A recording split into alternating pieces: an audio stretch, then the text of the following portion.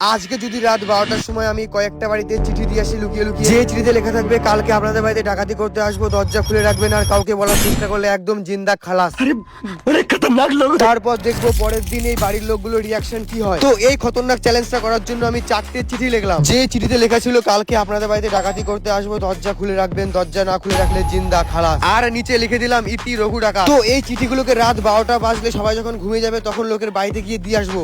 তো এখন প্রায় 12টা বেজে গেছে, সবাই ঘুমিয়ে গেছে। আর এটা হলো আমার একটা বন্ধুর বাড়িতে, এই বাড়িতেই ফেলবো। দরজার উপরে একটা ফুটো ছিল, সেই ফুটোতে ঢুকিয়ে দিলাম চিঠিটা ওদের একদম ঘরের ভিতরে। গাইস পরের দিন দেখবো বন্ধুর রিয়াকশনটা কি হয়। এবার চলে আসলাম একটা দাদার বাড়িতে। মা এখানে দেখছি লাইট জ্বলছে ঘরের ভিতরে, খুব সাবধানে চিঠিটা ফেলতে হবে। এই ঘরটার উপর দিয়ে ফাঁকা ছিল, সেই উপর দিয়ে ফাঁকা দিয়ে ঢুকিয়ে দিলাম ঘরের ভিতরে। বাহ, কেউ টের পায়নি। তো এখন চলে আসলাম একটা ঠাকুমা দাদুর বাড়িতে। এরা কিন্তু আগেকার দিনের লোক, এদের রিয়াকশনটা সবার থেকে বেশি হওয়ার কথা। গাইস কালকে কিন্তু ফাটাফাটি মজা হবে। এরা কিন্তু এখন মাঝ ঘুমে আছে, আগেকার দিনের লোক না 8টা বাজলে ঘুমে যায়। বেশি দেরি না করে দাদুর বাড়িতে চিঠিটা ঢুকিয়ে দিলাম। গাইস এবার কালকে হবে এসব বাড়িতে ফাটাফাটি ধামাকা। আর হ্যাঁ তোমাদেরকে বলছি, হ্যাঁ তোমাদেরকে একটা কমেন্ট আর একটা সাবস্ক্রাইব করে রাখো কালকে সকালের মজা দেখার জন্য।